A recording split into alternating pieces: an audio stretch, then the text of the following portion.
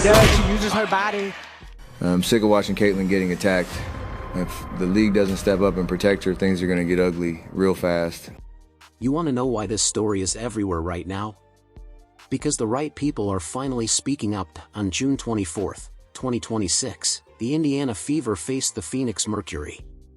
During the second quarter, something happened that united the basketball world. NBA and WNBA fans, analysts, coaches, everyone reacted with outrage. During a dead ball sequence, Alyssa Thomas made contact with Caitlin Clark while Clark was on the floor.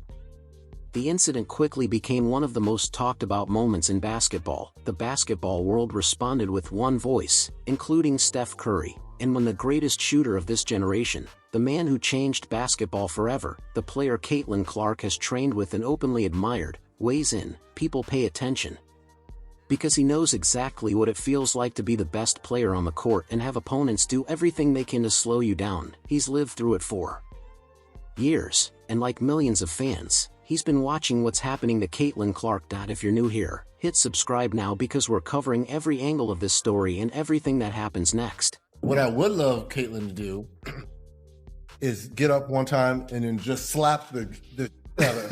Steph Curry and Caitlin Clark aren't just connected by reputation. Ahead of the 2026 WNBA season, Clark revealed that she worked with Curry's longtime trainer, Brandon Payne, to elevate her game.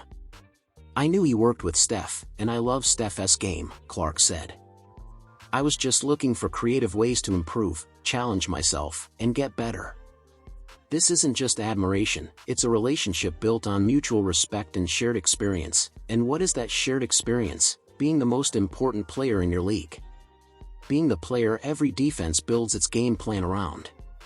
Being the player opponents grab, hold, push, and foul while the whistle often stays silent. If there's any player in the NBA who experiences what Clark faces in the WNBA, it's Steph Curry. Clark is constantly grabbed, bumped, and pressured throughout games, even when the ball isn't in her hands. Curry deals with the same treatment night after night. Back in January 2026, that parallel became impossible to ignore. During a game against the Charlotte Hornets, Curry was repeatedly being grabbed and held off the ball. Clark responded under a video of the sequence, writing, "We want to see Steph make 12 threes a game.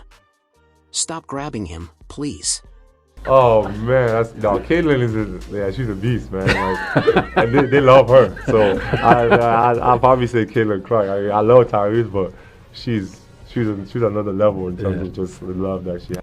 Analysts immediately understood what Clark was really saying. Basketball analyst Robin Lundberg observed, "It almost felt like Caitlin Clark was speaking for herself by saying that about Steph." So, when Alyssa Thomas appeared to make forceful contact with Clark's neck during the June 24th game, Steph Curry didn't just see another WNBA controversy, he saw a mirrored. He saw the physical treatment that many elite players endure because opposing defenses struggle to contain them. He had seen enough. Just over 3 minutes into the second quarter, players were battling for a loose ball on the floor. That's normal in a competitive basketball game, but after the ball had moved away from the play, Thomas made additional contact with Clark while Clark was still on the court, then stepped over her. No foul was called on the play. The ball was gone. The play was effectively over. Clark was still on the floor. Replay angles showed multiple points of contact during the sequence, while an official was positioned along the baseline.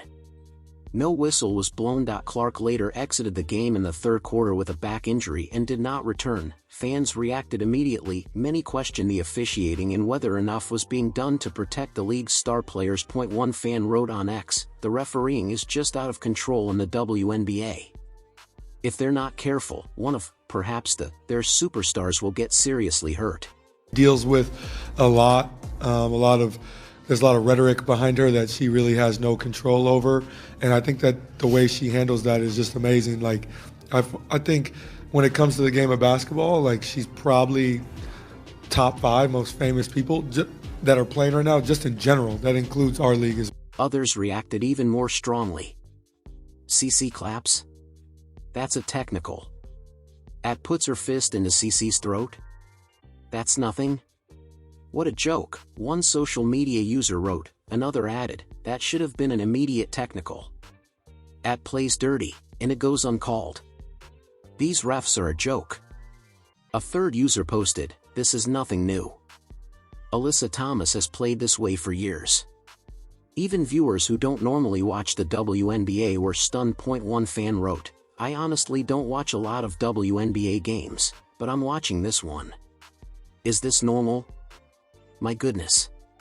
That reaction matters. That's a brand new viewer, the exact kind of fan the league is trying to attract, and their first impression was watching a controversial play involving Caitlin Clark that many believe deserved a whistle. If the goal is to grow the sport and build mainstream credibility, first impressions matter. Outkick's John Root wrote, "It's insane how the WNBA allows the most important, influential, and popular player in league history to get treated like literal garbage. Caitlin Clark deserves better."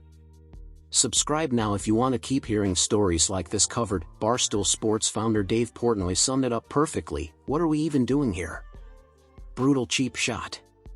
Sports Illustrated's Robin Lundberg went a step further, writing, "The WNBA must suspend Alyssa Thomas for the play against Caitlin Clark." Former WNBA player Stacey Dales also criticized the sequence, saying, "This is pathetic. Not even loose ball worthy. The league needs to review this. Completely uncalled for."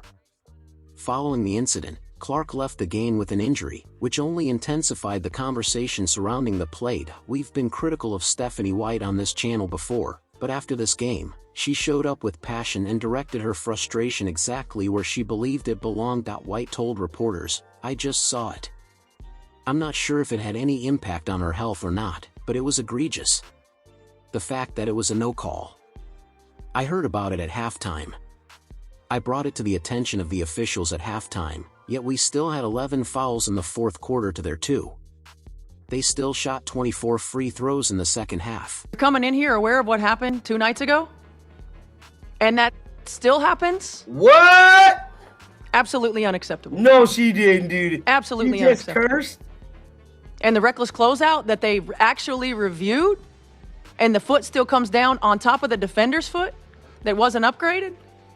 Absolutely disrespectful. She continued, "Number one, you've got to call it.